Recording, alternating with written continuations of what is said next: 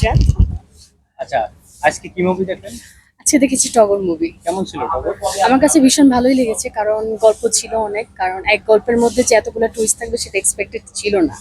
এর মধ্যে যারা অভিনেতা ছিল তারা খুবই ভালো অভিনয় করেছে তাদের দিক থেকে। যেমন সুমন আনোয়ার যে ভিলেন ছিল, সে খুবই দুর্দান্ত অভিনয় করেছে। তার উপরে রোজি সিদ্দিকী, তারপর হচ্ছে অ্যাক্টর যিনি, মনে হয়েছে যে তার বিকল্প আসলে আর কেউ ছিল না। তার অ্যাকশন, তার ডান্স মুভ অলওয়াজ গুড। আচ্ছা, বেশিরভাগ মানুষই তাণ্ডব দেখতেছে, আপনারা কেন টগর দেখতেছেন?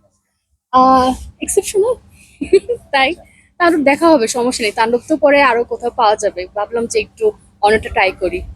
না, অনেকে আবার তাণ্ডবের টিকিট না পেয়ে অন্যান্য মুভি দেখছে, আপনারাও কি না না, এরকম? এমন না, আমরা চেষ্টাই করিনি আপনারা আসলে। বাসা থেকে হ্যাঁ, টগর দেখার জন্য ইয়েস। আসছেন? আচ্ছা, বাংলা মুভি যে এগিয়ে যাচ্ছে দিন দিন, এটা নিয়ে আপনি একজন বাঙালি হিসেবে কেমন? আমি এটা খুবই পজিটিভ ভাবে নিচ্ছি, এন্ড এটা আমি খুবই সাপোর্টও করছি। And আমি মনে প্রাণে চাচ্ছি যে এইভাবে এগিয়ে যাক, দর্শক বাড়ুক, দর্শক বাংলা সিনেমা দেখুক, বাংলা সিরিজ দেখুক, নাটক দেখুক। এই, okay, thank you. Thank you.